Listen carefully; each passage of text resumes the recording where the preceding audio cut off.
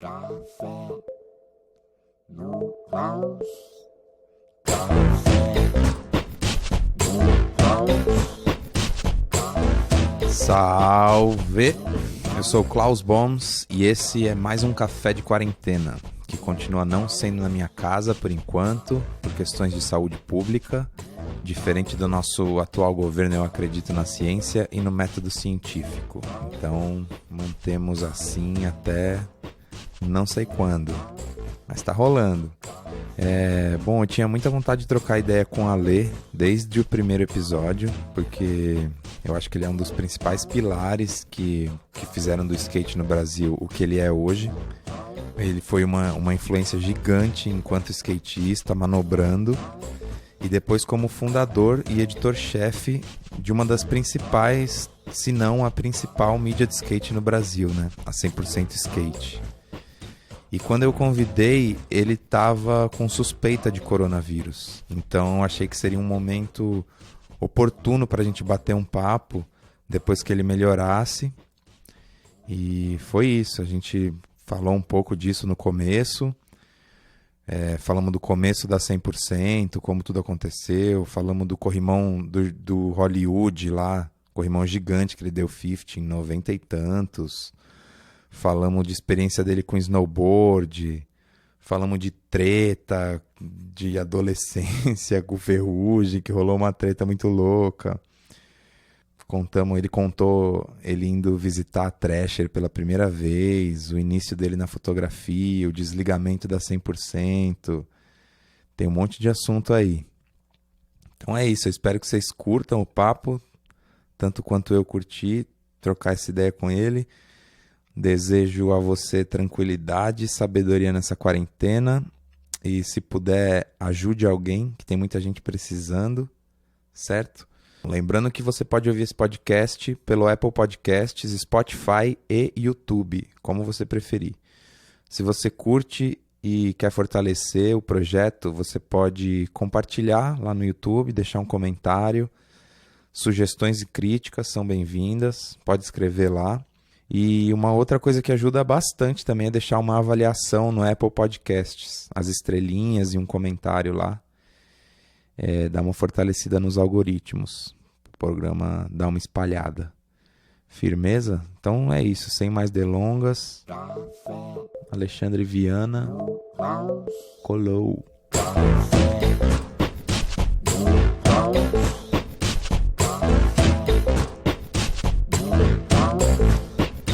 Café no Klaus. Cara, talvez eu dê uma tossida em algum momento ou outro, tá? Não tem problema não. Eu vou só tossir agora pra começar a gravar, não precisa tossir mais.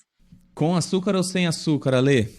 Eu só tomo café sem açúcar. E ainda com uma coisa agravante, que é quando eu vou pros lugares que tem térmica de café, tem pessoas que escrevem assim, café amargo e café a doce. Uhum. Eu arranco os papeizinhos e escrevo café bom, café adoçado.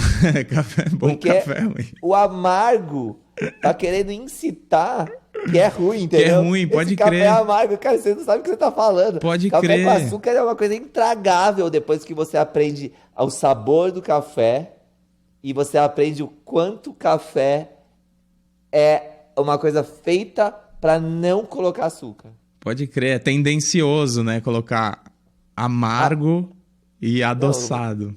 Eu me revolto, eu tiro aquele negócio e escrevo, não é amargo, é café bom e café com açúcar. Eu não sou muito do doce, eu não tomo nenhum refrigerante, Coca-Cola, essas coisas há mais de 20 anos. Uhum. Então, tipo, pra mim não é aquela, ou sabe, por que as pessoas tomam Coca-Cola? Porque tem aquele docinho, sabe? Eu não me Docinho, encanto o com isso. bagulho é Então, eu uma acho que pasta de açúcar mesmo, né? eu sou o contrário, prefiro sentir o sabor forte de algo forte, de um café, de uma pimenta, e saber que aquilo lá é o sabor da natureza mesmo. É um treino, né, mano? Porque a gente tá tão acostumado com esse paladar industrializado, né? Tudo é tão cheio de açúcar e sal que demora pra aprender o paladar das coisas, né? Tem que ter vontade e treinar. Sim. Então, essa tosse aí é o quê? Chegou a fazer exame? Cara, eu, na verdade, tive todos os sintomas, né, de corona, assim, umas 3 semanas atrás. E aí fui pro hospital e na época falaram, não, você não pode fazer exame nenhum, tipo, não tem exame de corona e tal. Aí eu fiz uma ressonância do pulmão e aí falaram, seu pulmão tá bom, não tá tão ruim não. Vai pra casa, toma os remédios. Eu voltei pra casa e fiquei, tipo, 7 dias, cara, zoado, com febre altíssima, não consegui, eu fiquei 7 dias assim que, tipo, foi um tratamento bem forte, assim, porque eu acreditava que os remédios que eu estava tomando, os antibióticos, não serviam para nada, porque se eu tinha o vírus, de fato, antibiótico não cura vírus. Então, o que eu tinha que fazer uma super cura através de alimentação e através de frequência energética.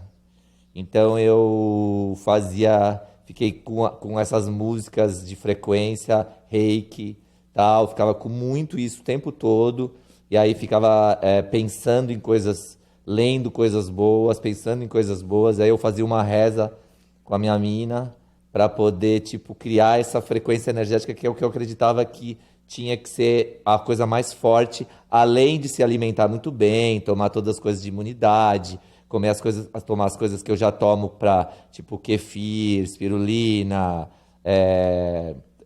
goji, todas as coisas para fortalecer a imunidade, mas criando também essa coisa da frequência. Eu fiquei 7 dias nisso e aí passou. A única coisa que ficou foi essa tosse. O Chupeta fala que tem que pensar na cor roxa. Dizem que o pensamento é num espectro que é entre o roxo e o azul. E que se você pensar no azul, você vai chegar mais fácil no roxo do que se você pensar absolutamente no roxo, que você imagina que é mais vermelho. E o vermelho não está dentro desse espectro, que é o espectro de luz, que é esse espectro que se acredita, né, porque é tudo só uma crença, de onde está essa frequência energética que faz seu corpo ficar mais saudável.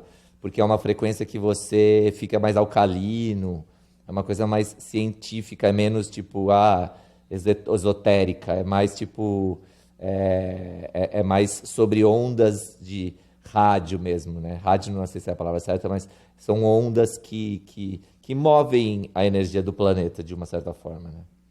Mas aí, Ale, você começou a ficar gripado, começou a sentir dor, você sentiu falta de ar.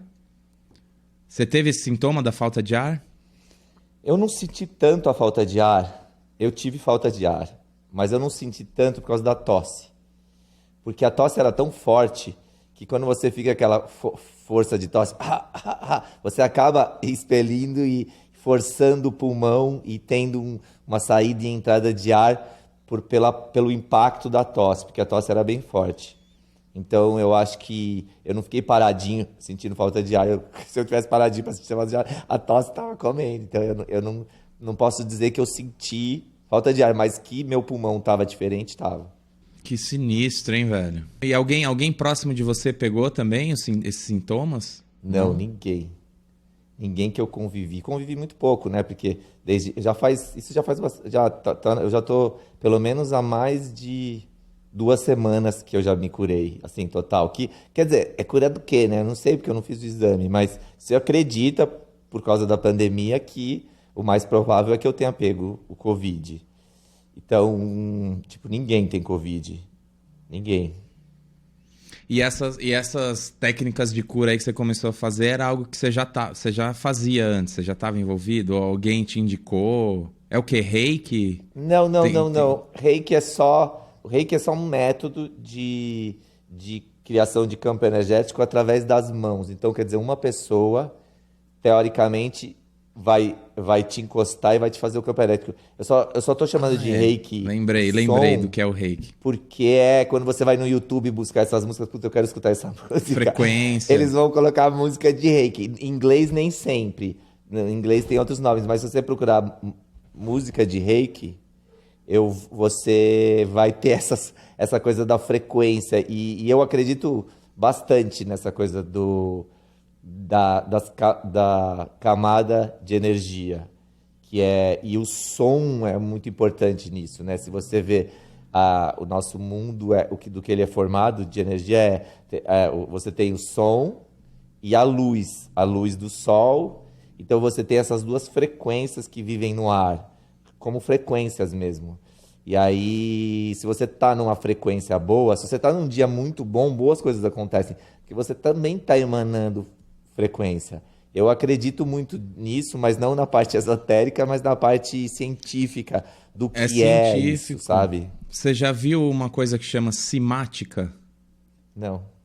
Mano, é inacreditável. Primeira vez que eu vi, eu quase chorei, assim, de ver os vídeos. Tem vários vídeos no YouTube. É umas experiências que a galera faz que você coloca uma tigela de algum material condutor, tá ligado? Tipo uma tigela de metal, sei lá. E aí você põe água dentro e liga um som numa certa frequência. E aí você vai alterando a frequência. Quando ele atinge certas frequências, a água começa a formar uns padrões geométricos perfeitos em vibração. Mas é muito perfeito, assim, parece... Dá pra fazer com areia também, é ainda mais visível o padrão, tá ligado? E é um negócio assim, mano, eu sempre falo isso pra alguém quando eu posso, porque a primeira vez que eu vi esses vídeos no YouTube, eu fiquei muito chocado, velho. Como a frequência cria uns padrões visuais que são perfeitos, velho. E tem toda uma coisa matemática também. Os matemáticos estudaram esses padrões, são padrões comuns na natureza, né? Muito comuns, assim, em planta, na criação do universo mesmo. Sendo que, se a gente imaginar que 70% do planeta é água, e do nosso corpo também, né, em maior parte, é científico a parada. Sim, igual como a vibração. Flocos de neve, exatamente. Elas têm uns formatos, né? E aí esse formato é exatamente esse mesmo formato que a água forma, e é muito interessante. Uhum. E todas as formas que se formam nessas experiências simáticas, você encontra na natureza, em concha, em planta, em floco de neve. Aí você começa a ligar as coisas, assim, ter um pensamento meio de origem, né? Originário. Imaginar que é tudo som, e daí você lembra que para meditar as pessoas fazem Om. É muito interessante essa experiência de simática. Mas essas coisas que você fez depois que você identificou que podia ser corona, você sempre costumava fazer isso, assim? Alguma coisa de família ou de amigo, ou sei lá, estudo seu próprio? Não, eu sempre tive muito contato com essa história de ler sobre questões alternativas, principalmente de medicina, né? Porque eu me machuquei muito andando de skate. Depois eu comecei a me machucar também andando de snowboard. E sempre tinha esses caminhos de, a gente quer se curar muito rápido e tal. Não quer ficar muito tempo engessado. E eu senti e passei por algumas experiências de médicos que dão, diagnóstico errado. Então você acaba, indo buscar seus caminhos, né? Eu fiquei, quando eu quebrei o pulso, né? Foi fazer no snowboard no Chile, fui pular um barrancão, assim, bem grande e arrebentei. Eu tomei na hora tinha que botar o osso no lugar, aí eu tomei um antibiótico. Aí quando eu cheguei no Brasil, peguei um avião, voltei pro Brasil para fazer a cirurgia no Brasil, de reconstituição do pulso, que tinha quebrado. Quando chegou aqui, eu tomei outro antibiótico. Aí na hora da cirurgia eu tomei outro. Esses 3 antibióticos juntos, destruíram o meu sistema imunológico. Eu passei, meu pulso ficou ótimo, mas eu passei, meses e meses, cara, pegava resfriado dia sim, dia não. Uns efeitos colaterais muito brutal, né?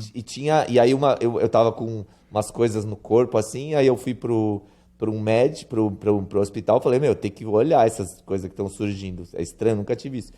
E aí eu cheguei lá, o cara falou, isso aí é quem tem HIV. Caralho. Quem tem HIV tem isso, que é no corpo. Aí eu fiz o teste de HIV e falou, não tem. Então, se você tem a mesma coisa que o HIV tem, quer dizer que você não tem o seu sistema imunológico. Não tá rolando. E aí eu falei, eu preciso ver. Ele falou, a única coisa que você tem que fazer cara, bombar o seu sistema imunológico. Então, tudo que tem comer muito bem e tal, a partir daquele momento, eu comecei a estudar muito sobre como você manter seu sistema imunológico forte. E aí, por isso, eu acho que isso faz muito tempo que eu quebrei pulso. Então, eu digo, tipo, por exemplo, naquela época eu vi que o sistema digestivo, nosso flora intestinal, é uma das coisas mais importantes que você tem para manter a saúde. Se você tem uma flora intestinal muito forte, boa, você tem o sistema imunológico forte, você tem queima melhor de gordura, você tem melhor circulação sanguínea. Então, de uma certa forma, eu comecei, eu preciso ter isso. E aí eu comecei a cultivar kefir. Kefir é um probiótico, que é tipo um iogurte, mas com aqueles lactobacilos e todos os bacilos e micro-organismos da flora, muito fortes, e comecei a fazer aquilo. Eu fiquei mais de 10 anos, todo dia, porque todo dia eu precisava trocar, seja o kefir de água ou de leite. Então, era tipo um filho que eu cuidava. Assim. As pessoas falavam, mas como, Ale? Faz uns 10 anos que você tem o mesmo kefir e eu trocava. Então, eu cuidava daquilo. E aí, há uns 2 anos atrás, ele morreu e eu não tive mais. Mas, de qualquer maneira, tipo, eu fiz isso durante muitos anos com essa vontade de, tipo, o que fazer do sistema imunológico, sabe? Mas tinha uma coisa que eu faço hoje, que eu estou fazendo faz 2 semanas, que é muito incrível, que é um treino de respiração. E eu não fazia isso antes. E depois que eu melhorei, eu falei, eu preciso dar uma... Cara, o que eu vou fazer para ajudar a melhorar meu pulmão? E aí eu comecei a conversar com um amigo, e ele falou, cara, você precisa fazer treino de respiração, porque o treino de respiração faz você oxigenar mais o cérebro, ter essa coisa do criativo que você precisa continuar tendo. Acho que a oxidação do cérebro ajuda na criatividade. De uma certa forma, esses exercícios de respiração são um pouquinho uma meditação, porque você precisa se concentrar na respiração e não em outras coisas. Então é uma união de coisas. Ele me passou o link de um cara que explica. E, cara, eu achei tão incrível aquilo, eu vou começar a fazer. E comecei a fazer esses exercícios desde que eu melhorei. Eu já estou fazendo isso há 2 semanas e pouco. Cara, eu tô me sentindo muito bem, sabe? Eu recomendo pra todo mundo, assim, tipo, uma coisa doida, assim, porque realmente, tipo, é como se, é a mesma coisa de ir na academia, só que em vez de ir fazer o músculo bíceps, você vai fazer o seu músculo do pulmão. E aí tipo, todo dia você faz as 30 repetições, sabe, de exercício, é muito legal. Não, e ainda mais se for ficar provado que você pegou corona, faz todo sentido, porque o bagulho afeta o pulmão, né, mano? Sim. Exercício pro pulmão é a coisa, porra. Sim. Mas, mano, você falou, eu nunca troquei muita ideia com você dessa parte de snowboard. Fico curioso, como é que você começou a fazer snowboard? Por quê? Você foi viajar para algum pico ou morava em algum lugar e... Não, cara, é louco você imaginar que você vai fazer snowboard morando no Brasil. A primeira vez que eu realmente fiz snowboard foi em 1900... Não, foi no Campeonato Mundial do Canadá que eu fui com o Piolho e o Bob ganhou. Que ano foi isso? Que foi quando saiu a 100%. Aquela capinha da 100%. É, 1990, não, 95 foi que o Bob ganhou. Não foi nessa vez. Essa vez a gente não fez snow. Depois de 95, a galera do Brasil começou a ir todo ano pro campeonato em Vancouver, no Canadá, no Slam City Jam. Então, em 95 o Bob ganhou, aí em 96 eu voltei pra lá, a gente voltou, e nesse ano eu fui com o Piolho, e o Piolho que andou muito em 96, que foi no ano seguinte. E aí acabou o campeonato, e o Piolho os caras estavam tipo, caralho, o moleque dessa altura, pequenininho, dá uns flip 360 gigas. Os caras canadenses estavam amando ele, aí acabou o campeonato, os caras falaram, a gente tá indo pra montanha, vocês fazer snowboard, vocês querem ir? E cara, vamos aí. E aí eu fui, assim, sem nada, assim, a gente não tinha equipamento nenhum, não tinha nada. E passou uns dias com os caras lá do skate, que era do snowboard também. E aí começou, e numa das montanhas mais loucas que tem no mundo lá, pertinho de Vancouver, a 40 minutos de carro de Vancouver, tem uma montanha que é tipo, cara, hoje em dia tem os halfs mais legais, as rampas mais legais e tal. E aí a gente teve essa chance de andar com esses caras, sabe? De tipo, de ir lá e eles emprestarem os snowboard deles. E a gente passar vários dias fazendo snow. E eu falei, cara, é muito legal, é muito legal.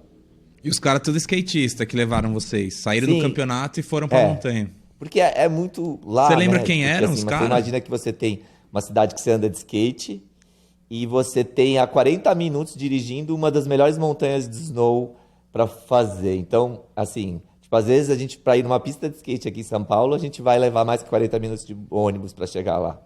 Então, tipo, é a mesma coisa para os caras de tipo, um dia eu faço snow, tem isso na cultura do fazer snowboard e andar de skate, sabe? É uma coisa que a gente não tem na nossa cultura porque não tem neve aqui. Então, tem o surf, né? Tem sim, os caras que andam de skate e surfa. É uma relação, se pá. sim. O lance é tipo que, cara, depois dessa de 96, cara, eu fiquei tipo, puta, apaixonado em aprender a dar manobra, a andar também de snow, sabe? Em pular as coisas. E comecei a me organizar, assim, com a galera que fazia snowboard no Brasil e amigos de tipo, pô, vamos tentar ir pro Chile. Aí a gente conseguiu umas passagens bem baratas para ir pro Chile em agosto, que é uma temporada que tem neve lá. E aí a gente ia lá nas montanhas do Chile e fazia. Aí depois ia ter vai ter um campeonato de novo lá na gringa. Por exemplo, no Canadá, eu já fui 3 vezes naquela montanha fazer snow, porque já aproveitava que ia pro campeonato e já esticava e ficava 2, 3 dias, 4 fazendo snow. E aí teve um momento que todo ano tentava ir fazer snow, assim, tipo, tinha vários brasileiros que faziam isso, por mais caro que fosse, se, tipo, fizesse um esquema bem roots de viagem e tal, economizasse, comprasse passagem antes, era sempre muito possível. Então, eu fiquei, durante bastante tempo, tipo, todo ano, indo mais de uma vez tentar andar um pouquinho de snowboard, assim, que era uma coisa que eu achava muito incrível. Eu lembro do Sivinsky. Quando eu comecei a andar de skate, ele colava numa mini rampa lá em Santo André, na mini rampa da Atlântica. E um dia eu fiquei sabendo que ele fazia snow. E eu, pivete, assim, fiquei chocado. Falei, caralho, como assim, mano? Aonde? Como? Lembro do Felipe Mota também, que trampou nas marcas de skate e tal. Ele fazia. O Felipe Mota era tipo o campeão brasileiro de snowboard. Ele Ou era seja, cabuloso. o Brasil sem neve tinha um campeão brasileiro. O Felipe era muito legal. Você Eu chegou a cheguei participar de campeonato, a ir assim? com ele fazer snow uma vez lá no Chile, numa trip, snow trip. Você participou de algum campeonato? Não. Não era. Essa não era na pegada. Eu nunca nem vi um campeonato. A parada era só ir lá e totalmente freestyle snowboard. E o que eu parei mesmo de fazer snowboard foi porque eu quebrei meu pulso muito. Eu tava indo bem, sabe? Eu tava já andando bem de snow. E aí eu tava pulando um barrancão, assim. E aí a gente foi fazer uma foto. Vamos acordar amanhã cedo, que a luz vai estar linda, e vamos fazer uma foto pulando esse barranco. E aí a gente acordou, só que durante a noite, em vez de tinha ficado muito frio, e em vez de nevado, tinha gelado, sabe? Caiu Mais duro, né? pedras de gelo e não snow, né? Não neve. E aí fica muito liso e muito duro. E aí, quando eu cheguei lá, eu falei, beleza, já pulei ontem, tô preparado. Quando eu desceu, pegou 3 vezes a velocidade. Quando pulou assim, quando eu pulei, perdi completamente o controle no ar, caí de costas e sabe, quando você cai de costas, só que você põe o pulso primeiro para proteger. E aí, dali em diante, eu comecei a ficar um pouco... Eu comecei a ficar um pouco mais com medo e comecei a ficar um pouco mais segurando e comecei a não ir mais, e aí não fui, aí parei. Esse barranco aí, ele era maior do que aquela escada do Hollywood lá em São Bernardo, que você deu 50 no corrimão? Era bem maior, né? Porque em snow as proporções são diferentes, né? Na neve, porque é neve, a prancha é maior, tudo. Não é igual cimento. Os barrancos são bem maiores, cara. Mano, esse 50 que você deu ali é muito cabuloso, ainda mais pra época, velho. É tipo um bagulho que toda vez que eu vou lá, eu morava ali do lado, né? E eu andava muito naquela mini rampa. E eu olhava aquele cano e falava, meu Deus, mano, como? Eu já tá ligado? Descendo corrimão e tal. E eu olhava e desacreditava, velho. Que você foi o primeiro a descer aquele cano, né? Eu não lembro se eu fui o desse. primeiro ou se foi o Volney. Eu acho que eu fui o primeiro. Aí depois veio o Volney e o Fabio Sleiman, né? Urina tinha alguma ali também, né? A Urina deu depois. também. Urina deu, acho que. Urina também. Você deu verdade. 50, né? E mais alguma ou só o 50? Então, lembra? Saiu no vídeo da Transworld. Eu dou Slide de From saindo de fake. E tem Aham. no filme Transmission 7. Porque o dia que eu fui fazer isso, o Atiba tava filmando, né? E aí saiu no vídeo da Aham. Transworld, que é, pra mim, tipo, um dos bagulhos mais legais da minha carreira de skate. É, tipo, ter saído 2 manobrinhas no filme da Transworld, né?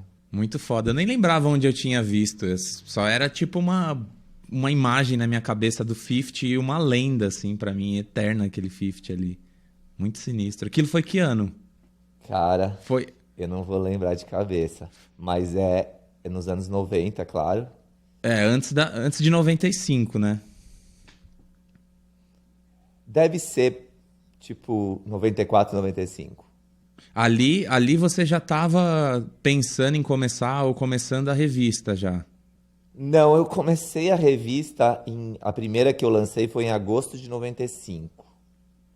Então, eu não lembro se... Preciso ver a data certinha. Talvez seja por ali, sabe? Tipo, naquele período. Porque o que me intriga bastante é ficar imaginando essa sua. Tipo, você num nível de skate cabuloso ali pra se jogar num corrimão daquele e ao mesmo tempo lançando, tipo, com ideias de lançar uma mídia de skate no Brasil, né? Que é uma coisa, pra época, assim, um puta pensamento pra frente, né? E difícil de realizar, assim. E eu fico me colocando nessa situação, tipo, talvez, eu não sei quantos anos você tinha na época, mas essa fase do skatista querer começar a colocar outras coisas além de manobra, sabe? No meio, assim, produzir e influenciar de outras maneiras, assim. E eu fico curioso com essa fase sua, sabe? Você, enquanto descia um corrimão cabuloso, tava ao mesmo tempo lançando a 100% skate. Eu acho que tem uma coisa interessante que passado tantos anos, né, a gente consegue olhar com uma visão mais antropológica, né? Tipo, de longe, assim. Tipo, você não tá lá dentro, aí você não consegue analisar tão bem. Quando você tá de fora, você analisa melhor. Que é o seguinte, eu tinha a gente queria viver do skate, queria viver andando de skate, né? Tipo, puta, o lifestyle era muito legal, fazer aquilo era muito legal. Mas, de uma certa forma, tinha a nossa vida. Então, de um lado pô, a gente precisava ter grana, precisava ter patrocínio, precisava ter alguém não remunerando, porque não era isso que importava. Não era só sobre o dinheiro, era sobre, tipo, eu preciso até a pista, eu preciso ter dinheiro para comer, para pagar o transporte e tal. E tinha, de uma certa forma, como eu era bem novo, morava com meus pais, o meu pai falando, meu, você precisa, tipo, estudar, passar na faculdade, você precisa, sabe, existe uma pressão social, e hoje eu vejo que é muito correta e muito certa, que é tipo, cara, que tá acontecendo? Você sabe, como é que você vai viver quando na sua vida adulta como uma profissão, tipo, para uma geração anterior dos meus pais, cara, viver de skate não fazia sentido algum, com toda a É. razão. E pra gente fazia sentido porque era o que a gente queria. Sendo verdadeiro, se sendo verdade ou não, eu acho que pra gente o que importava era tipo, dar certo. E aí, dando uns puta patrocínio ruim no Brasil, que não pagava nada, que, tipo, era muito ruim, era uma situação muito difícil nos anos 90. Então, quando você fala, você tava andando muito bem, mas ao mesmo tempo tinha uma pressão naquele momento de faculdade, o que você vai fazer quando você crescer e tal. E aí, um certo momento, o Bob falou, cara, eu vou para os Estados Unidos. Aí eu, quando? Daqui uma semana. Falei, cara, quanto tempo você vai ficar lá? Ele, não sei, mais de um mês. Falei, mano, eu posso ir com você? Ah, eu vou perguntar pros caras se pode 2 pessoas, né? Porque eu vou ficar na casa dos caras lá e tal. Aí ele ligou pro Joey, pros caras e falou, meu, tem um amigo que faz street comigo aqui e que queria ir comigo, tudo bem? Aí os caras, tudo. Que E aí os eu... patrões dele ia pagar. Não, o Bob não tinha patrocínio nessa época. Ah, tá. Não, o Bob era, tipo, desconhecido. O Bob, tipo... Eu tô falando disso em 1994. Em 1994, Aham. o Bob era um Vocês skatista. roeram andando no vale lá junto, fazendo aquela reportagem da Globo. Exatamente. Então, era Com a o época que o Marquinhos. Bob não tinha nada de gringo. O que o Bob tinha era... Quando a Thrasher veio pro Brasil fazer matéria, em 1993, ou até começo de 94, não lembro, A galera ficou muito impressionada com ele andando. E falou, cara, você anda muito, se você quiser ir para os Estados Unidos, meu, você tá de braços abertos, lá tá as portas abertas. Então ele tinha essa visão, tipo, eu conheço os caras agora da Thrasher. Eu vou aproveitar isso, vou pra lá. Dele meio que ligou e falou, posso ir aí ficar um tempo? Os caras falaram, pode. E aí eu falei, posso ir junto? E eu fui junto, entendeu? E aí o que aconteceu? Eu tava aqui no Brasil, com os andando bem com o patrocínio ruim, vendo toda uma cena que, tipo, em crise total, porque o mercado era ruim. E aí eu chego nos Estados Unidos... Era os anos 90, né? Na época do Collor, né? Que é um tudo pouquinho faliu, depois do né? Collor, né? Porque o Collor foi em 90 e aí a gente tá falando em 94. Tipo, então é o 4 anos depois, assim, é um pós-Collor, as mas já... consequências desse desastre aí, né? Sim. Aí e a gente foi pra lá e ficou na casa do Joey Tershey, que era o team manager da Independente na época.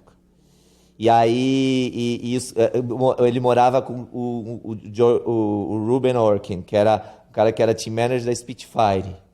Então a gente ficou com a galera que era os team manager das equipes lá. E aí eles levaram a gente em um monte de lugares, lugar conhecido, conheci as pessoas, vamos andar de skate com um monte de gente, um monte de skatista muito legal, fizemos um dia inteiro sessão de piscina com salba, fomos lá na casa dos caras de São Francisco, todos eles, aquela galera toda da Deluxe, da Estéreo, da época, e a gente ficou vivendo aquele mundo. E um dia ele levou a gente na Thrasher. E quando a gente chegou lá na Thrasher, ficamos um tempão conversando lá. E aí os caras, a base do skate americano, o skate americano só existe hoje porque tem uma mídia representativa, que é a voz do skatista. Então a gente não precisa sair na televisão, não precisa dessas coisas, a gente só precisa ter uma mídia. Então, o que aconteceu foi, naquela visita, deu um bug, entendeu? Eu sei que eu tava andando de skate mal bem, eu não devia ter me dedicado mais para skate ser profissional, mas deu um bug na minha cabeça de tipo, eu vou voltar pro Brasil e vou fazer isso.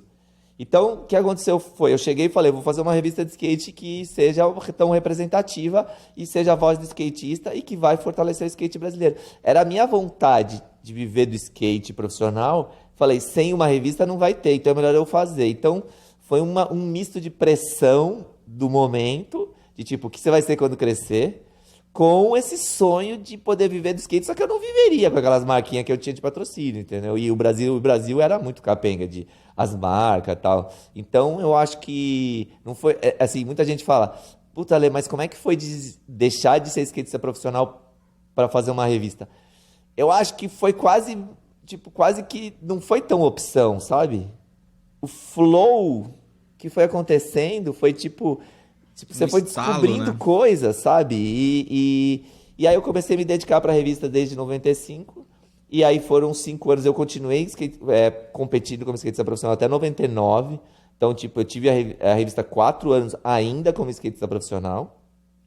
E aí em 2000 eu já não competi mais, não fui mais skatista profissional para ser um comunicador, para trabalhar realmente fazendo filme, revista. Aham. Mas antes disso, antes de vocês irem para os Estados Unidos, um pouquinho antes, né? Porque o Dirty Money saiu em 92, né? O primeiro vídeo que vocês fizeram. Sim, teve o Dirty Money. E o Dirty Money, ele já é uma tentativa, pelo menos na minha impressão, assim, das coisas que eu falei com você sobre isso, já era uma tentativa de fazer algo com skate além de manobra, né? Porque tinha um anseio meio de marca, né? Eu acho que o Dirty Money, o que aconteceu foi, eu tava filmando lá, o documentário fala isso, né? Mas, tipo, eu tava filmando, Cris Mateus, um monte de gente, a gente tava filmando, e a gente recebia os vídeos gringos. Então a gente assistia o Plan B e falava, que os caras são muito nossos ídolos, olha as manobras. Então, os filmes gringos que a gente assistia influenciavam e transformavam o skate na época. A vontade de fazer um vídeo nosso era, vamos fazer o nosso Plan B, vamos fazer o nosso vídeo de skate. Então, o vídeo de skate, o vídeo Dirty Money, o vídeo ficou pronto muito antes da marca.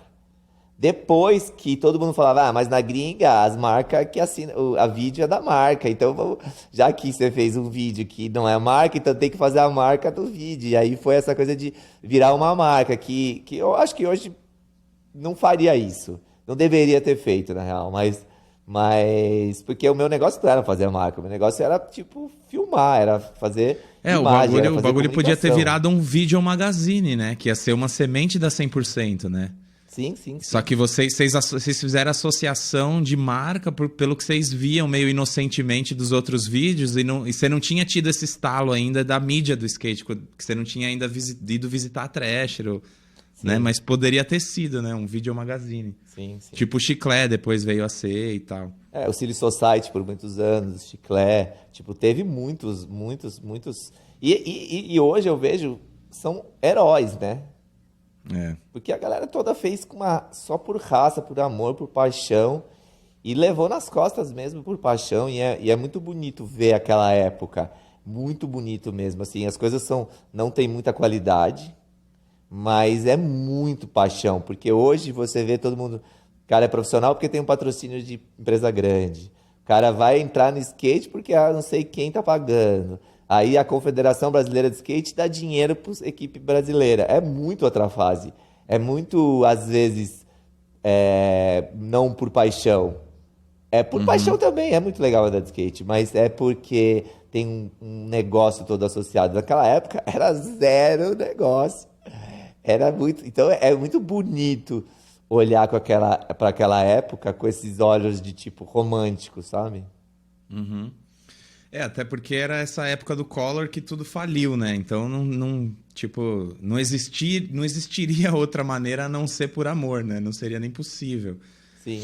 Agora, e eu também fico tentando imaginar essa época. Eu imagino que você era novo também ali, talvez não sei qual era a tua consciência política na época. Mas porque eu fico imaginando... porque assim, nos anos 80, o skate teve um boom parecido com o que a gente vê hoje, né? De estar na grande mídia, de ter os campeonatos de Ralph, Nescau, banco patrocinando e não sei o quê. E aí... Porque o ciclo que eu imagino é esse. Dá um boom, aí todo mundo enjoa, tá ligado? E perde o interesse, e daí as mídias core seguram a onda. E o mercado cai um pouco. E aí, somado a isso, teve a crise do Collor, né?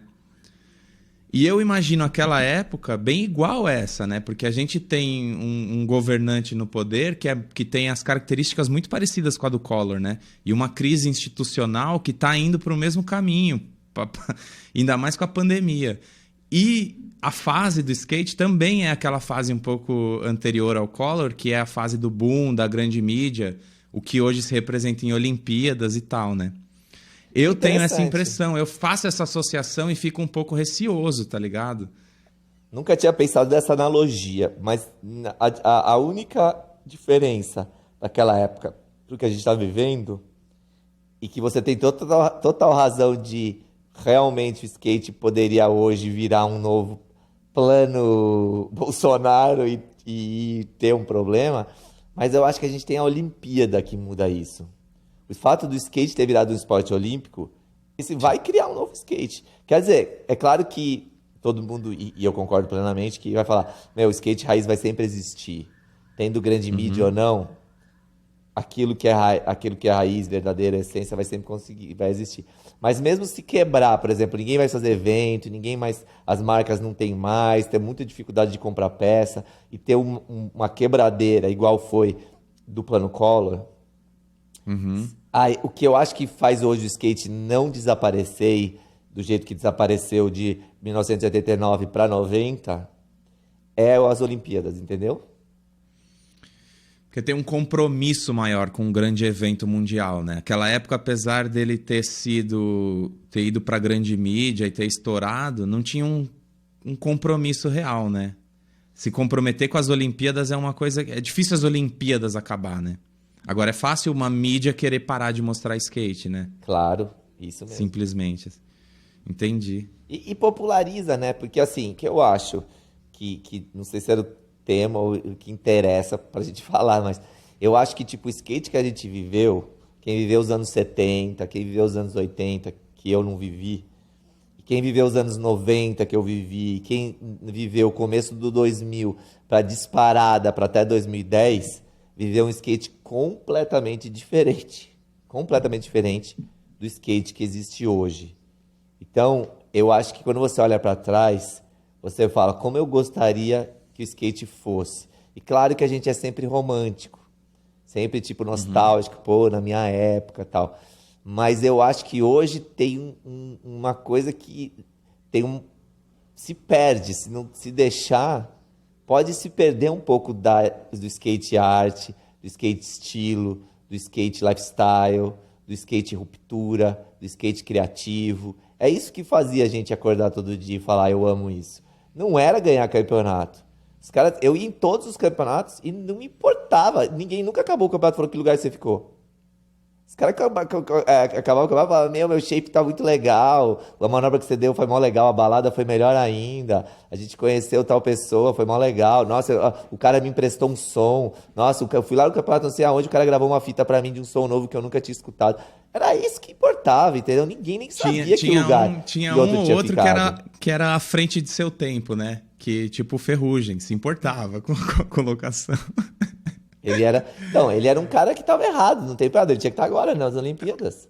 Então, ele tava à frente do tempo dele, né? Alguém que me fez Ele essa tá piada atrás esses do tempo dias, dele, eu porque o tempo dele é agora. Ele tinha que estar indo pras Olimpíadas. Ele tava lá, tava errado.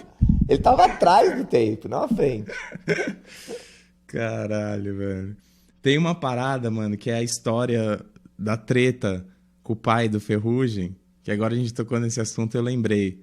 Do copo, no hotel. Você consegue contar essa história? O que aconteceu, mano? Eu não lembro. Eu lembro que uma vez alguém... Não sei se foi você que me contou, alguma outra pessoa me contou. Eu tenho imagens avulsas na minha cabeça, assim, não lembro a história completa. Cara, eu assim, eu não tenho uma boa recordação disso, nem dessa época, porque eu tipo, de uma certa forma, o meu perfil é, tipo, super idealista e realizador.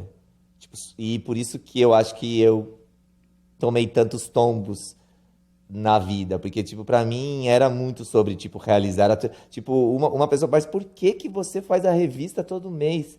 Aí eu falava, se você soubesse a sensação de ver ela, quando ela sai pronta, aquela realização era muito mais importante, as contas, do que, tipo, dinheiro, do que, sabe, a realização sempre me motivou, e aí a gente vivia uma época que existia muitos conflitos entre as pessoas. Então, o Ferrugem queria ganhar e só pensava em ganhar, e ganhar, e ganhar. E a gente, de uma certa forma, de uma maneira geral, pensava em realizar, ir lá e fazer um campeonato. E aí, nesse campeonato específico, chegou lá e não tinha todos os juízes do campeonato, né? Faltava um juiz e falou, cara, Ale, você vai ter que ir lá, você vai ter que ser um dos juízes porque porque não tem todo mundo, você vai ter que ser juiz desse campeonato. E eu acabei sendo juiz desse campeonato. E o Anjinho, finado, Bogorni. o Bogorni, ele andou melhor, cara. Ele andou muito bem. Tipo, ele andou muito bem, cara. E ele ganhou o campeonato, cara. Era o dia dele, mano. E o Ferrugem ficou inconformado que ele tinha. Não, isso foi roubado, eu andei melhor, e não sei o quê, não sei o quê. Eu quero ver a nota dos juízes, blá, blá, blá. E todos os juízes tinham dado vitória pro Anjinho, sabe? Só que ele encanou comigo e falou, não... O Ale que me fez perder, entendeu? E aí ele ficou, tipo, com uma raiva porque ele não tinha ganhado o campeonato, entendeu? Não era problema meu, eu não tinha nada a ver com isso. E o cara encanou comigo, entendeu? Eu falei, não tenho nada a ver com isso. Quando a gente voltou pro hotel, e o hotel ia ter, tipo, todo mundo teve o campeonato na Bahia, e aí só que todo mundo tava no mesmo hotel, porque não era uma época que tinha grandes hotéis, ou de grandes estruturas. E a gente voltou e eu tava sentado na piscina normal, conversando com alguém, assim, do meu lado, tipo, o campeonato foi mó legal, pô, mó divertido e tal, blá, blá, blá. E o Ferrugem passou e pegou uma cadeira de plástico, dessas de piscina de plástico, e jogou na minha cabeça de raiva porque ele tava com raiva porque ele perdeu, entendeu? E aí não era tipo os caras, você tem treta? Eu não tenho treta nenhuma, não fiz nada. Eu tava sentado e tomei uma cadeirada, entendeu? Só que na hora que eu tomei a cadeirada, eu tava com o copo na mão, e aí a reação foi jogar o copo de volta. E a minha mira, não sei como, foi muito Acertou. impecável. E o copo bateu no olho dele. Tá, como? Caralho. Eu não sei, é sorte de principiante. Eu nunca tinha jogado um copo na minha vida. Eu joguei o copo impecavelmente, bateu no olho e abriu o supercílio dele, começou a sangrar. E o pai dele veio correndo de não sei da onde e me deu um socão no ouvido, puf. E aí começou uma confusão geral, porque todo mundo achou que todo mundo ia sair socando todo mundo, entendeu? Foi uma coisa. Mas eu acho que é tipo, hoje, olhando, era assim, tipo, o que eu ia fazer, entendeu? Tipo, eu não briguei com ele. Eu não brigo foi tipo com ninguém. uma Eu reação não de tenho treta nenhuma com reflexo, ele. né? Ele era uma pessoa despreparada completamente. E ele, tipo, todo mundo que viu lá falou, cara, tipo, o Ferrugem é um imbecil. Porque, tipo, o cara, sabe, o juiz não deu nota que você quer e você joga uma cadeira nele, tipo, é muito. É uma história tosca e. É infantil, né, mano? E zoada. Infantil. E todo mundo adolescente louco, né, mano? Porra, a reação de tacar uma cadeira um no outro é incontrolável, né, velho? E essa parte também que é engraçada, que alguém conta do pandemônio que virou, daí o Urina fez alguma coisa bizarra pra dispersar, tipo, mostrou a bunda e falou não sei o quê. Mano, aí começa, cada um conta um frame que lembra, tá ligado? Sim, na memória desse pandemônio louco que rolou. Eu acho muito engraçada essa história, velho. Eu não acho engraçado, não. Não queria ser vítima, mas eu entendo que é uma fase. A gente era muito novo, né? Todo mundo era muito moleque, então eram Será que o Ferrugem guarda mágoas dessa história? Será que eu vou ter que abrir uma oportunidade pra ele contar a versão dele? Pode fazer. Depois disso, você trombou ele alguma vez? Sim, um monte de vezes, cara. Milhões de vezes. Puxa, a gente eu fui em milhões de eventos, campeonatos, fazia milhões de coisas, mas eu não tinha, assim, cortado relações com ele, com o pai dele, que duas pessoas completamente sem diálogo. Eu queria falar mais da sua parte de fotografia, velho. Porque nessa fase que você foi pra gringa com o Bob e entendeu a lógica ali da mídia de skate, conheceu a Thrasher, teve a ideia de voltar pro Brasa e estava inspirado em fazer a revista, ali que você começou a fazer fotografia ou você já fazia fotografia antes? Olha, hoje eu entendo a fotografia como uma coisa mais ampla do que simplesmente aquela imagem que sai de uma máquina fotográfica. Então, se eu filmei o Dirty Money em 91, por mais que não tinha uma técnica super apurada ainda de enquadramento e de luz, o fato de apontar a câmera é você escolher um ângulo e não um outro, e isso é fotografar. Então, eu acho que a coisa de criar imagens e tipo buscar os elementos e compor uma cena, eu acho que eu já vinha fazendo isso bastante tempo, desde que eu comecei a filmar.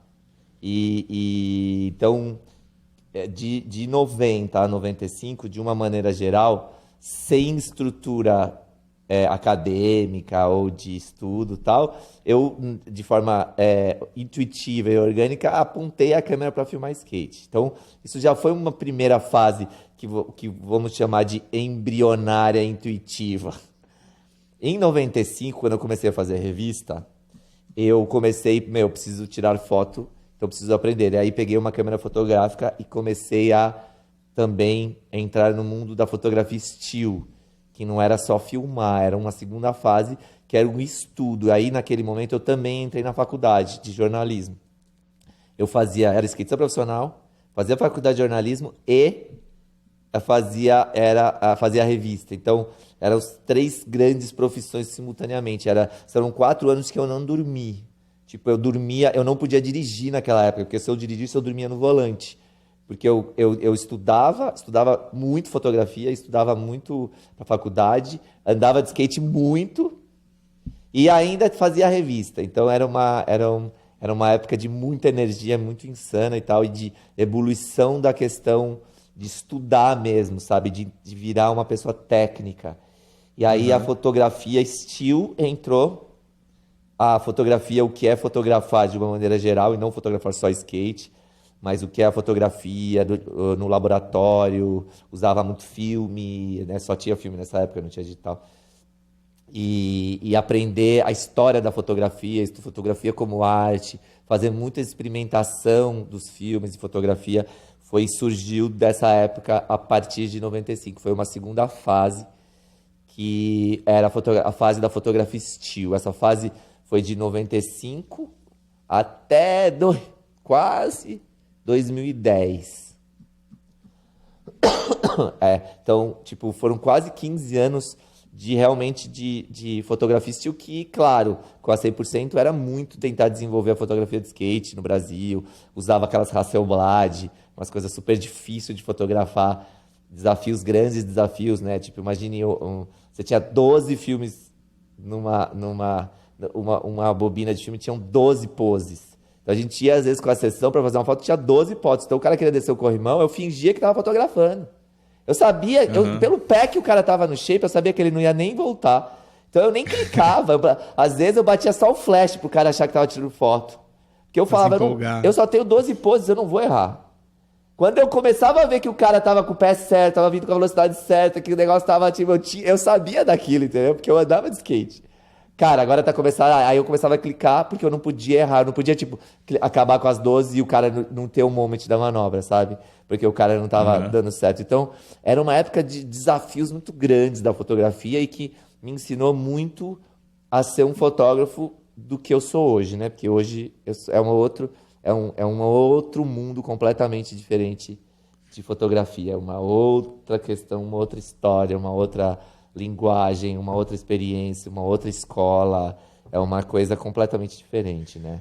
Então, e aí em um certo momento você deixou de trampar na 100% com o mesmo afinco e foi para essa direção aí, né? De fotografia de cinema, de comercial. Conta um pouco dessa transição. Em 2009 começou uma transição para eu me desligar da 100%. E em 2010 eu me desliguei oficialmente. Então, não é que eu deixei de fazer 100%. Eu realmente... meu nome estava muito ligado. Eu era 100% a 100%. Tipo, as pessoas... Quando eu falei eu não sou mais a 100%, as pessoas demoraram muito tempo, às vezes até anos, para conceber a 100% sem o Alê. E hoje, passado tanto tempo, se concebe naturalmente. Tipo, é muito legal isso que aconteceu. E óbvio que toda essa decisão de sair da 100% são 3 podcasts gigantes, então a gente não vai entrar nesse mérito tão grande, mas assim, o que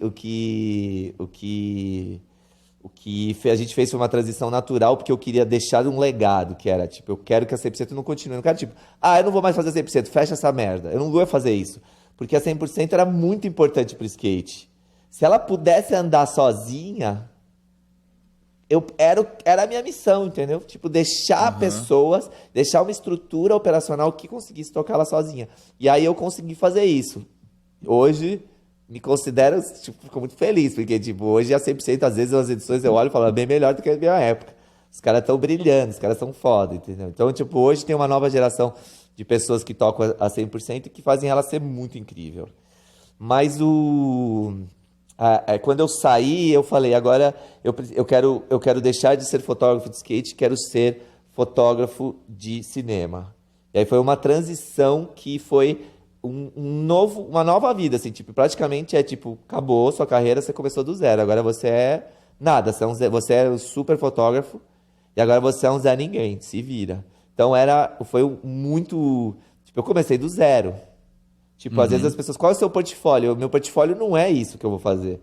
Meu portfólio é essa vivência de fotografia, estilo, de skate, de rua, de criatividade extrema, de nunca fazer igual eu tive recentemente um menino que quer começar a ser diretor de fotografia, mandou umas perguntas para mim e ele falou assim, o que você aconselha os novos...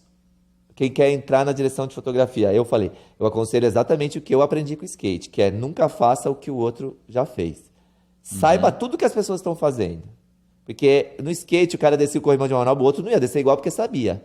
Então, para você não descer igual, você tem que conhecer a história, você tem que saber que alguém, se você chegar lá e eu não sei nada, você vai dar a mesma manobra e você vai dar brecha. Então, quer dizer, conhecedor da história para não fazer igual. E aí o cara falou, que estranho, porque todo mundo só copia todo mundo. Aí eu falei, a publicidade e o cinema é referência. Você chega num lugar e fala assim pros caras, eu vou fazer um filme, me mostra as suas referências.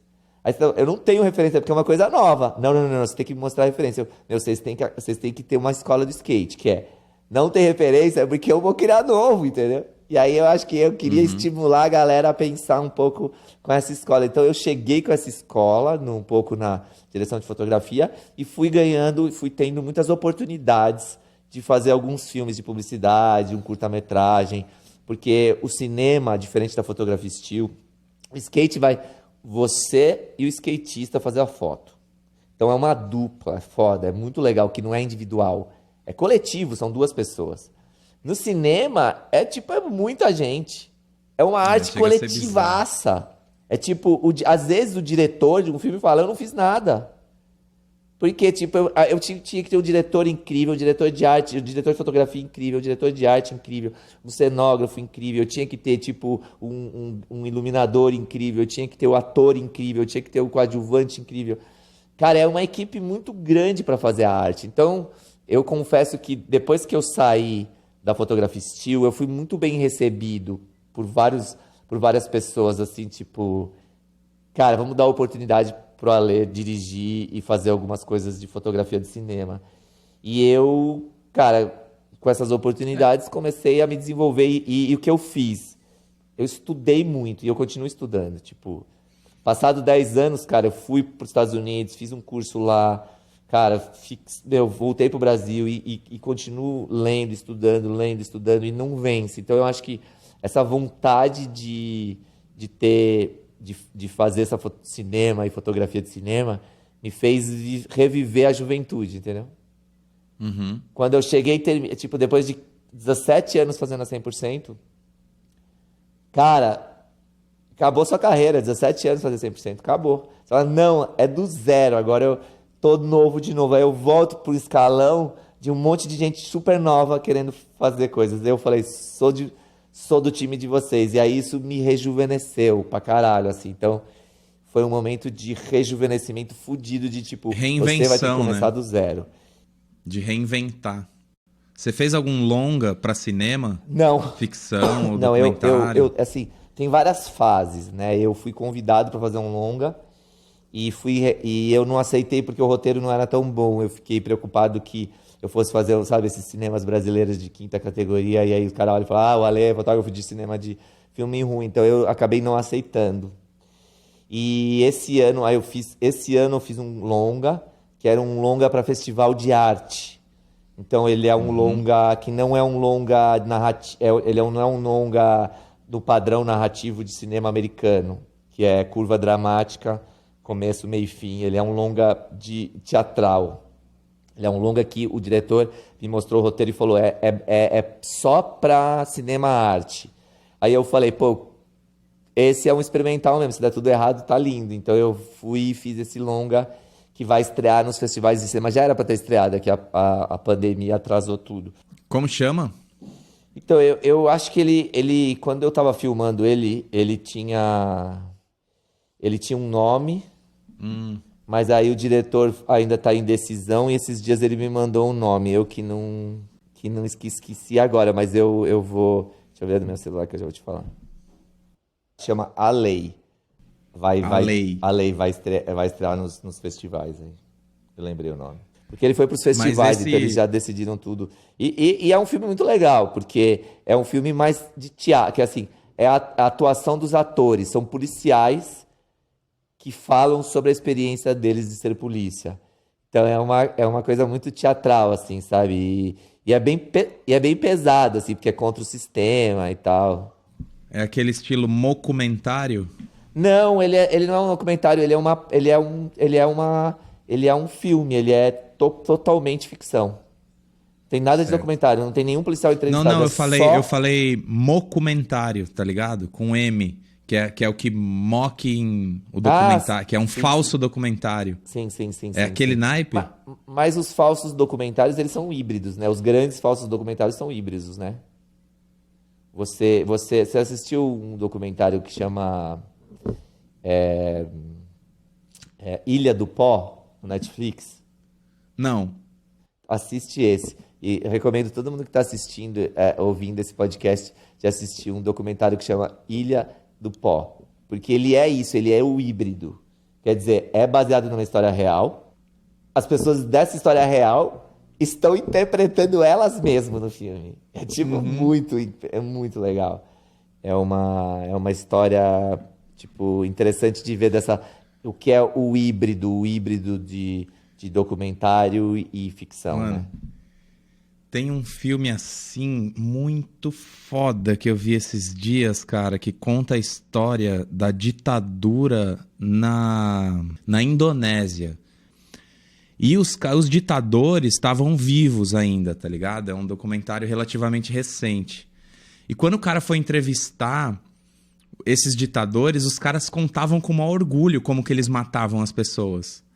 E aí o documentarista deu a ideia de tipo, porra, você quer reencenar então como é que você fez pra matar essa galera? Tipo, centenas e centenas de pessoas.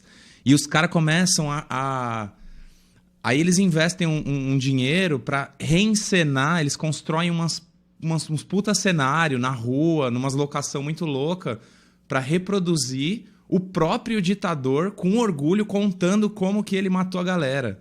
É um negócio insano, assim. É essa mistura de documentário com falso documentário, mas o cara que tá sendo entrevistado não percebe, tá ligado? Quão louco é tudo aquilo e o diretor deixa aí. E ao mesmo tempo é ficção, porque ele reencena toda a coisa com ator. E eles próprios vão atrás dos atores. No documentário tem a busca pelos atores, eles indo nas vilas e tentando recrutar gente. E o ditador falando, esse daqui parece com aquele que eu matei. Recruta ele pra... É um negócio insano, assim, é muito louco. Chama The Act of Killing. O ato de Vou matar. assistir, muito legal. Busca isso daí, é uma referência de um estilo que eu nunca tinha visto antes, mano. E eu já vi bastante documentário, eu gosto muito de pesquisar. Eu estudei direção de cinema também, estudei um monte de coisa e até hoje eu fico estudando por conta própria. Uns filmes tipo Nanook of the North. Legal. Uns filmes... Eu gosto das coisas do João Moreira Salles, de um experimentalismo no documentário, sabe? E achar novas maneiras de documentar. Acho muito louco. Esse eu fiquei chocado, assim. É um negócio insano mesmo. O Brasil tem uma coisa muito forte de documentário. Muito, muito legal. Sim. Eu Eduardo Coutinho.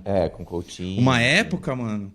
Uma época eu já tava pensando, tipo, há anos atrás, assim, eu sempre fui muito preocupado com o futuro. Aí anos atrás, uns 10 anos atrás, eu estudando cinema e pensando já que minha carreira de skatista tinha acabado, tá ligado? Eu com, tipo, sei lá, 21 anos, 22 anos de idade, assim, já desesperado. E eu curtindo cinema, e eu curtia muito o Eduardo Coutinho, aí eu escrevi um e-mail pra ele, que eu não enviei, mas eu escrevi, tipo, cara... Admiro muito seu trabalho, estudo cinema, gosto muito. Queria trampar com você de carregar cabo, de levar água, de levar o rango, qualquer coisa. Pra isso ser uma escola, pra mim, um e-mail nesse sentido, tá ligado? E aí eu fiquei meses segurando isso com vergonha de mandar. Falei, mano, que loucura fazer um negócio desse. Nunca nem vi nem alguma pessoa que conhece o cara. Ia ser um louco do nada. E aí ele faleceu, velho. E eu fiquei com esse e-mail. Eu tenho que achar esse e-mail pra reler ele. Muito louco. Você assistiu essa série aí que tá bombando, Tiger King? Puta que me pariu, velho. Nossa, que negócio insano. É insano, né? Esse documentário que eu falei é insano nesse nível aí. Legal.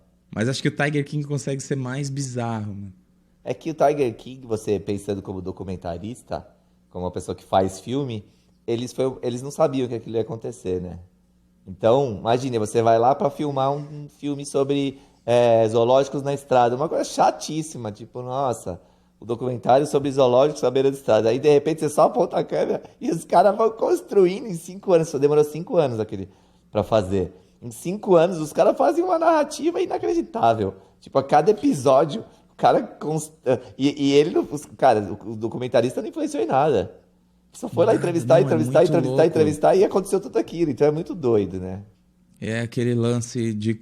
Isso que eu fiquei de cara também, porque ele documenta um outro documentarista, né? Que tá documentando o Tiger King. Ele documenta tudo isso durante anos, nesses, tipo, câmera invisível. Sim. Que num certo momento do filme você fala, mano, mas se não foi possível pro documentarista que o documentarista tá filmando, captar aquela cena, como que o cara que fez o documentário conseguiu captar tudo isso, tá ligado? E não mexer na estrutura das coisas e não envergonhar ninguém. Sei lá, é uma puta... Tipo, além do conteúdo ser inacreditável, o trampo também é bizarro de inacreditável, né, velho? Como que o cara conseguiu realizar aquilo? Tem uma coisa aqui muito interessante. Eu fiz um documentário que chama Para Todos. Fui diretor de fotografia desse documentário, que fala sobre os paralímpicos brasileiros. Os atletas paralímpicos brasileiros. E o Marcelo Mesquita, o diretor, e às vezes era muito chato de filmar. Muito, muito, muito. E o Marcelo Mesquita falava assim, cara, às vezes você tem que apontar a câmera, não para de gravar. Porque a gente pode ficar 5 horas gravando e nada acontece. Aí você volta e fala, pô, fiquei 5 horas gravando e nada aconteceu, que bosta, perdi meu dia. Às vezes você tá lá e a mágica acontece. Não para de gravar. Aponta a câmera, não para, meu. A mágica acontece. Às vezes a mágica acontece. E ele sempre falava isso, tipo, aponta a câmera que uma hora a mágica acontece. E qual é a mágica? Cara, eu não sei. Aponta a câmera que uma hora ela acontece. E em diversos momentos da nossa ida para documentar os caras e tal, acontecia alguma coisa que a gente falava, caralho, como assim? E aí ele falava, tá vendo? Eu falo pra você, a mágica acontece.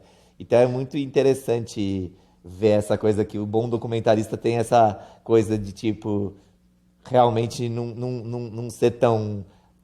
o inesperado pode ser a coisa mais incrível que a gente tenha de imagem. É uma sabe? coisa que eu sou chatão com os videomakers de skate quando eu saio pra filmar. Eu fico forçando os caras, tipo, mano, fica filmando tudo, porque as coisas mais interessantes que eu acho nos vídeos de skate são essas situações inusitadas, tipo, sei lá, passa uma vete, dá uma bengalada na cabeça, tá ligado? Você fala tá alguma filmando, asneira. né? E aí os caras, assim, a maioria... Hoje eu tenho visto muito vídeo que é muito mais que isso, mas assim, o clássico era do momento que o cara dá o olho até o momento que o cara volta a manobra. Mas antes disso, às vezes até tipo o caminho que o cara vem pra dar o olho é mais difícil do que a manobra em si, tá ligado? Então tudo... Eu ficava encanado com isso, de tipo, filma eu desde lá do outro lado da rua. Às vezes de lá eu vou gritar alguma coisa pra você que vai ficar engraçado. A gente usa o take inteiro, tá ligado? Você tem visto vídeo de skate, Ale? Cara, agora com a quarentena, nos últimos meses, eu tenho assistido, cara. Eu tenho, na verdade, visto menos nos últimos anos, mais por falta de tempo, por correria e tal. Mas, cara, eu vi o vídeo do Giovanni Viana pra Thrasher. Você viu esse? Eu vi. Tipo, Insano. que isso, Insano. mano. Aquele Não, vídeo é muito incrível, foda. muito da hora.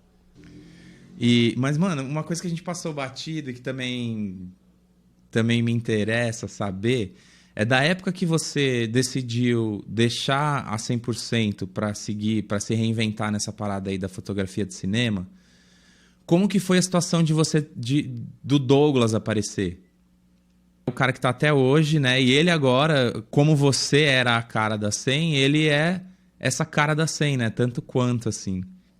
Eu acho que o que aconteceu foi uma transitório, né? Foi uma coisa transitória. O Douglas já escrevia artigos para 100% há muitos anos. E a gente tinha o Viegas, Marcelo Viegas, como editor. Uhum. E quando começou a transição teve uma primeira fase, não sei se você lembra, que foi a fusão com o SKT. Uhum. Então, quer dizer, a gente fez uma fusão muita gente diz, não sei quem comprou a 100%, não teve nada, não teve R$1 envolvido, não teve nada de grana. Foi tipo, pega suas trouxas de roupa e vem aí, vamos juntar as nossas trouxas de roupa e vamos ver o que dá, porque hoje o mercado está muito difícil, a gente não estava conseguindo manter a editora como empresa, ela não estava fechando as contas. A gente falou, se a gente pegar 2 revistas, tipo uma força comercial nova, e juntar com a gente, talvez a gente aí consiga ir melhor. E aí foram 3 anos de experiência. Então, primeiro a gente teve essa primeira fase. E essa experiência deu errado. Tipo, ninguém nunca falou isso abertamente. Até porque vocês fazem marketing de tipo, poxa, a empresa tá indo bem. Você vende uma coisa sempre boa, né? Pra poder continuar. Mas a verdade é que não deu certo. A fusão com o SKT não deu certo. Tipo, foi pior. Se a gente não tava indo bem, a gente foi pior, entendeu? E aí, nessa fase, teve muito. Quando você começa a ter conflitos, você ainda tá publicando a revista sempre, a revista tá ficando boa, mas você tem questões de tipo, pessoas querendo subir, mudar de carreira, aumentar, ganhar mais. Você fala, meu, a empresa não tem condições, mas o cara quer mudar. E aí você vai vendo, você vai entendendo quem tá em que fase da vida. E para As 100% intenções. continuar naquele momento, precisava de alguém que tivesse uma fase de vida que falasse, cara, eu entendo que a 100% também nessa nossa fase é o que a gente chamava de uma readministração, né? Um downsizing. Só que eu não gosto de usar essa palavra em Principalmente alguém inglês, que eu não sei tivesse em a português. mesma intenção, né, da criação da 100%, de tudo que ela foi, né, até então. Ela A precisava mesma se intenção. Sim, ela precisava se repensar. Daí essa repensar foi quem são as pessoas que topariam realmente pegar e falar, beleza, vamos aí, vamos fazer com menos estrutura, a revista não vai ser mais mensal, ela vai passar a ser bimestral. Quem que topa? E aí o Douglas foi o cara que era muito coração da 100%, porque ele já escrevia há muito tempo. E ele topou naquele momento, ele estava saindo de um trabalho que ele tinha muitos anos com o pai dele, numa empresa que eles tinham, e ele estava que meu sonho é trabalhar com isso. Então eu entendo que o Ale vai sair, que é o novo momento, a 100% está em outra fase, a mídia impressa é outra fase, e ele era o cara que meio que se encaixava, mas não porque, tipo, você é o profissional certo, é o humano certo. Isso. Era o humano certo, tipo, os anseios, desejos, frustrações, problemas, dores e tudo que ele existia era aquele momento. Pô, você é o cara que pode ser o editor da 100%. Então eu acho que ele podia não existir e hoje a 100% não podia existir, entendeu? Então eu acho que essa fórmula Alan assumindo a administração, que ele é uma peça muito importante, como ele não é da editorial, as pessoas não falam muito dele. É. Mas o Alan assumindo uma parte e o Douglas assumindo a parte editorial com o apoio de um cara super incrível que é o Armin, eu acho que foi a fórmula pra gente ter hoje a revista viva com força, com ideologia, com imagem, com credibilidade. Eu acho que foi uma base. E com o Gui ali junto também, é uma equipe super sólida, né? Eles quatro formam. Muito da hora de ver. E outra parada também, essa... Porque já existia a tribo, né?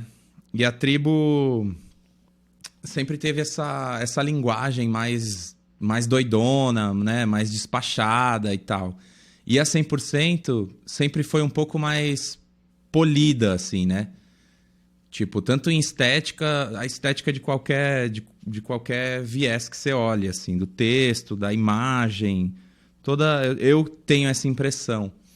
E aí a associação sempre foi inevitável de, tipo, que a tribo tinha uma linguagem meio trasher e a 100% uma linguagem meio transword. Isso pra você era consciente? Foi uma busca ou foi meio natural? Você concorda com essa impressão que eu sempre tive? Eu acho que é um possível comparativo e é interessante. É um comparativo que sempre teve. Eu não acho que a tribo parece a Thrasher. Então eu acho só que é um comparativo mais de percepção, onde a Thrasher estava mais aberta para mais doideira e a Transword era mais técnica. Eu acho que É um comparativo meio óbvio, meio raso, assim, mas inevitável. Ainda mais porque a galera que consome a revista é adolescente, pré-adolescente. Então a gente não consegue distinguir muito profundamente, né? E a primeira impressão é essa. Eu acho que é uma impressão super real e justa. E foi sim, foi uma fase do skate brasileiro bem grande, assim, que foi essa dualidade tribo e 100%. Quase uma disputa que não existia, porque a gente não disputava com ninguém, eu não disputava com ninguém, mas existia essa coisa, tipo, essa disputa tribo 100%, e eu acho que essa disputa foi muito saudável, No final, É. pro skate brasileiro. Pra relação humana entre as pessoas, não, né? Um não gostava do outro e tal, mas pro skate brasileiro foi muito saudável. Foi uma época muito nobre, assim, muito legal de coisas acontecendo e revistas, porque a tribo, certeza que a tribo se puxava demais depois que a 100% ficou boa. Tipo, porque eles precisam ser melhor. Então, tipo, imagine, você tem alguém, cara, eu preciso fazer melhor que os caras, não tem. Ou seja, o quanto a 100% ajudou a tribo a ficar melhor e quanto a tribo ajudou a 100% a ficar melhor. Então, era uma coisa de puxar um nível que foi muito incrível pro skate brasileiro. Eu acho que foi até um certo ponto, foi uma concorrência muito fortalecedora, sabe? A Cecília falou a mesma coisa. Ah, legal, eu não assisti o podcast dela inteiro, ouvi. Ela falou igualzinho. Falou, puta, foi muito saudável, muito bom, que tinha a tribo e a 100, que tinha uma linguagem meio diferente. Um puxava o outro. A gente via coisa lá e queria fazer outra coisa aqui. Ele falou a mesma coisa, assim, que foi super saudável. Legal. Mas a minha curiosidade era se você consegue identificar se foi uma estética natural que partiu de você ou se tinha uma intenção de se diferenciar de fato, assim, tipo uma busca. Uma decisão editorial. Eu acho que foi, sim, super planejado a 100% ser técnico. Foi super planejado ser daquele jeito e eu acho que foi muito seguindo uma demanda, assim, porque eu escutava muita gente reclamar de, tipo, meu, a gente precisa de uma revista que mostra esse skate novo, moderno, técnico. Menos tipo, você é meu amigo, você sai na revista. Mas, tipo, eu não conheço esse cara, mas esse cara tá andando muito bem, ele vai sair. A 100% tinha muito isso, sabe? A gente tinha umas reclamações de uns patrocinadores, assim, que falavam assim: pô, mas eu tô botando um monte de anúncio na revista. E aí você põe na revista entrevistado o meu cara, mas também põe um cara lá da Zona Leste que eu nunca ouvi falar e que nem tem patrocínio. Aí eu falava para os caras: desculpa, mas esse é o cara que tá se destacando, entendeu? Ele tá dando manobra. Pra gente, o que a gente é o respeito da comunidade. Não é tipo uma revista feita para ser marketing das empresas. Tipo, a gente também pode unir as duas coisas, que é o cara tá dando bem, você patrocina, aí você sai na revista. A gente faz a triangulação. Mas a gente nunca deixou de olhar e falar assim, eu não quero... Aqui não tem panelismo, sabe? Teve várias coisas muito engraçadas, por exemplo, um cara chegar para mim e falar assim: então, Ale, numa balada, encontrar um cara, tomar uma cerveja, o cara falou: pô, Ale, eu queria trocar uma ideia séria com você. Aí eu falei: pô, lógico, cara, que tá pegando ele. Por que você não gosta de mim? Pô, eu gosto de você pra caralho, cara. Que isso? Dá um abraço. Pô, eu te admiro pra caralho. Inclusive, o seu estilo de andar de skate é mal parecido com o meu quando eu andava profissional. Tipo, cara, eu acho você... Tipo, meu, eu gosto muito de você. Por que você tá fazendo essa pergunta? Porque você nunca me colocou numa entrevista ou numa capa da 100%. Aí eu falei: pô, mano, eu não ponho as pessoas na capa ou entrevista da 100% que eu gosto. São elas que e se nem colocam. deixo de colocar os que eu não gosto, entendeu? Tipo, não tá relacionado a gostar. Tipo, pode ser que eu não goste de uma pessoa, só que ela é muito animal, ela vai ser na capa. Tipo, não tá relacionado ao amor ou à paixão ou à admiração que eu tenho. Tipo, cara, eu gosto muito de você, mas é que não teve nenhuma oportunidade. Tipo, você não teve um destaque pra ter uma entrevista e nenhuma manobra pra ter capa até agora, falei pra ele. Tipo, se você quiser construir isso, então você tem que buscar, achar capa, ligar pros fotógrafos, falar: meu, eu tenho lugar, e buscar isso. Tipo, não vai ser com amizade. Você não vai me convencer que eu sou seu amigo, que eu vou sair na capa da 100%. Então, eu acho que isso a 100% tinha muito no editorial, que era tipo, skate técnico, é a evolução do skate. Uma das primeiras vezes que eu fiz foto pra revista foi... Não chegou não era a primeira, mas eu era muito novo nessa... Eu não tinha experiência nenhuma de fazer foto, de sair com fotógrafo e com videomaker. E você me ligou. Eu era amador. Não lembro se foi você que me ligou ou alguém da 100. Eu acho que foi você que me ligou. Falando: olha, vai ter uma edição especial amador. E eu era tipo Zé ninguém mesmo, assim. Tinha patrocínio da Suup e sei lá, talvez nem da Clean eu fosse ainda na época. Mas você me ligou e falou: vai ter uma edição especial amador. E eu vi alguma coisa sua, sei lá, assim, um rolê, um vídeo, uma foto, alguém te falou. E você falou: eu queria fazer uma foto sua. Você lembra dessa situação? Aí você foi de carro lá em Santo André. Onde a gente foi? Mano, a gente foi numa borda e eu louco, tipo, eu falei, caralho, é a minha oportunidade da minha vida, tá ligado? Eu vou numa borda insana, era uma borda gigante, assim, numa igreja. Tinha uns 20 degraus, sei lá, a borda to hell, assim, um bagulho meio tosco, concreto puro, nunca ninguém tinha dado nada, não tinha entrada. Aí eu fui com umas madeirinhas, daí, enfim, você saiu da tua casa, eu morava em Santo André, no Jardim Santo André, depois da Vila Luzita, lá no CDHU, e você foi até essa praça que ficava perto desse lugar, longe, mano. Se você saiu da 100% pra ir lá, você fez um rolê longo.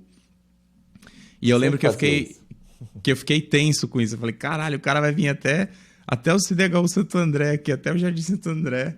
E eu nem sei, mano, essa borda é muito sinistra e seca, tá ligado? Não tinha vela, não tinha nada. Eu levei um pedaço de vela, mas eu não tinha experiência com um bagulho tão grande. Então, pra mim, foi muito tenso. É um negócio inesquecível pra mim, assim. Aí eu fiz uma entradinha na guia, tosca, com uns tecos de madeira. E passei uma velinha na borda insana. Eu nunca tinha feito nada parecido. E você deitou na escada. E o Jorge foi filmar também. E você que fez uma foto de fisheye. Você deitado na escada todo torto. E eu demorei, mano, eu acho que mais de 1h30 pra tacar o primeiro. Enquanto isso, você lá na escada. E eu pensando, puta que merda, o cara veio até aqui. O cara tá todo torto lá na escada, tá ligado? 1h30 você ficou lá, mano, e não saiu.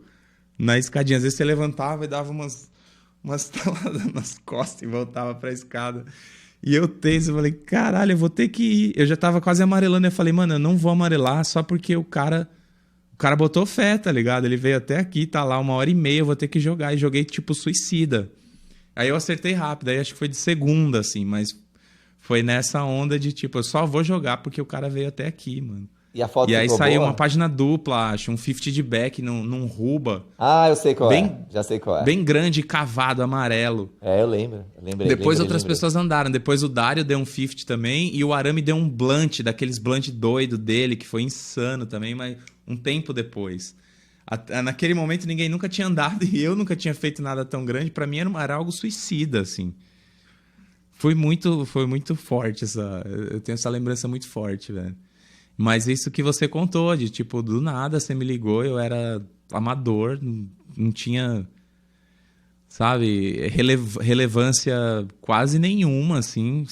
E você me ligou e foi até lá, eu fiquei de cara.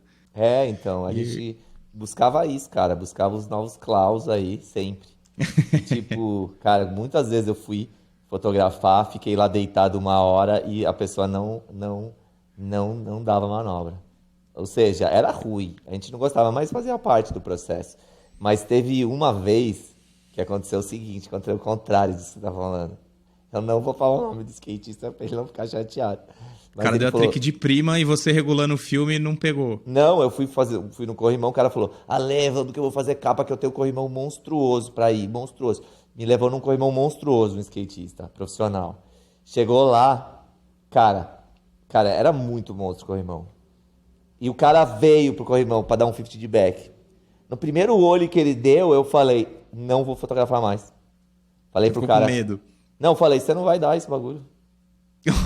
Cabreiro. Não vou, você vai se matar, você vai morrer, você vai cair de cabeça nesse bagulho e eu não vou deixar. Ele vinha assim com os pés meio tortos, dava um olho errado. Eu falava, mano, o bagulho tem tipo 40 degraus essa escada. Tipo, o outro lado não tem, é despenco. Tipo, não, porque eu quero o capa. O cara queria, tipo, falou, meu, é a minha chance de eu sair Sonho. na capa. Só que eu falei, eu desmontei o flash, botei o negócio do carro e falei, eu não vou fotografar. Não adianta você fazer, eu não vou voltar mais nesse corrimão. Não rola. Porque eu sabia que o cara não tinha os skills, entendeu? Ele não tinha habilidade pra fazer tudo aquilo. Ele precisava fazer aquilo porque ele tinha que sair na revista, entendeu? E eu falei, não é assim que você vai sair na revista. Vamos num outro lugar, vou fazer uma foto bonita, conceito, ou uma manobra muito boa, mas de uma manobra que, tipo, você não vai morrer. você não corre E aí eu risco falei, de eu vida, não vou. né? E o cara ficou muito puto comigo, mas eu precisei fazer isso, ao contrário do que eu deitei e esperei. Eu não ia esperar, porque, tipo, eu sabia que o cara não ia conseguir, sabe? Que era um bagulho muito mais insano do que era a possibilidade ali. Eu fiz isso uma vez, nunca me esqueço. Acho que, puta, Lê, nós já falamos de tudo, mano. Tem uma parada também. Você não nasceu no Brasil, né? Não. Você nasceu onde? Eu nasci no Irã, na cidade de Teherã. Aham. Meu pai estava lá trabalhando numa missão de 2 anos pela FAO, que é uma divisão da ONU que cuida de comida e agricultura pelo mundo. Que foda. Então ele era um economista brasileiro que tinha uma missão de 2 anos no Irã e quando ele estava lá no meio dessa expedição dele de 2 anos, eu nasci. Quando eu nasci, ele me levou para a Embaixada Brasileira, por ser um brasileiro fazendo um trabalho internacional. Ele me levou e me registrou na Embaixada Brasileira como se eu tivesse nascido lá. Então a minha certidão de nascimento é nascido em território nacional, porque dentro da embaixada é território nacional, entendeu? Entendi. Seu passaporte é brasileiro, então. Meu passaporte é brasileiro e minha certidão de nascimento é certidão de nascimento de brasileiro nato, nascido em território nacional. Entendi. É um pouco confuso e eu não tenho nenhuma relação com o Irã, assim, tipo, eu nunca mais voltei. E se você for no Irã e pegar os registros de pessoas nascidas lá, não consta que eu nasci lá, porque meu registro está como se eu estivesse na embaixada brasileira, entendeu? Que loucura, como se sua mãe tivesse parido dentro da embaixada, né? Sim. Que doido. E os dois são brasileiros, seu pai e sua mãe. Não, meu pai é brasileiro e minha mãe é polonesa com naturalidade de inglesa. Então ela tem os dois passaportes, né? Mas ela é polonesa de nascença. E meu pai conheceu minha mãe enquanto ele trabalhava lá, quando morava na Europa, tal, porque a FAO, esse departamento da ONU que meu pai trabalhava, a sede fica em Roma. E minha mãe morava em Roma também, na Itália. Então eles se conheceram lá, casaram lá. Meio que a casa oficial do meu pai, apesar dele ter que ficar fazendo essas viagens, a casa oficial do meu pai era em Roma. Eu tava vendo muito da história iraniana esses tempos, dos persas, dos conflitos lá, que é impossível de entender, né? Você vai antes de Cristo e não acaba nunca. Mas eu tenho me interessado por isso. Você já se interessou em voltar lá, visitar? Cara, muito, mas eu nunca fui. Nunca botei na agenda e falei, vamos, comprar passagem. Eu nunca fiz. Sempre falo, puta, preciso voltar e conhecer o lugar que eu nasci, né? Tipo, aí meu pai tem um endereço, falou, putz, você tem que ir lá e tal, né? Porque, de uma certa forma, porque meu pai lá é um país relativamente pobre, né? Mas onde meu pai morava era onde a galera da ONU. Então era um lugar mais privilegiado da cidade. Então era apartamentos mais privilegiados e tal. Eu queria que conhecer. Nessa época aí, anos 70, né? Sim. Nessa época estava rolando um movimento político lá de muita abertura global, né? Era uma coisa super promissora o Irã. Eu vejo foto, vejo vídeo de uns super hotéis, as piscinas, e tipo ator de Hollywood indo pra lá. Tinha uma relação política com os Estados Unidos muito planejada, assim, de abertura global. Era um super lugar promissor, assim, né? Acho que seu pai foi lá nessa onda, né? De entender. Lá exatamente nessa onda, dessa abertura do chá da época. E ele foi fazer desenvolvimento de projetos de agricultura no país. Foi levar projetos de agricultura para poder, porque a ideia não era só abrir, era desenvolver. Então, para você desenvolver, você precisa entender a economia, o social. E aí a ONU entrou com esse projeto de vamos desenvolver a agricultura. Então, foi lá fazer estudos e propostas de desenvolvimento da agricultura no Irã, exatamente nessa época que você está falando. Muito louco essa história. Muito louco ver imagem dessa época. Tá gravando aí? Tá. Então, firmeza, mano. Só precisava fazer a foto. Então vai. Que a única coisa falsa desse programa é a foto. 1, 2, 3. Deu certo? Deu certo. Ale, valeu o papo, mano. Obrigado. Da hora demais, altas histórias. E espero que você fique bem aí, porque também, mano, não é comprovado cientificamente que você tá imune, hein? Eu sei. Se você já pegou corona. Eu sei. Tem que continuar tomando cuidado. Sim. fazendo as devidas precauções, né? Mascarazinha, higienização, pensando no roxo. É isso. Firmeza, Lê. Valeu, mano.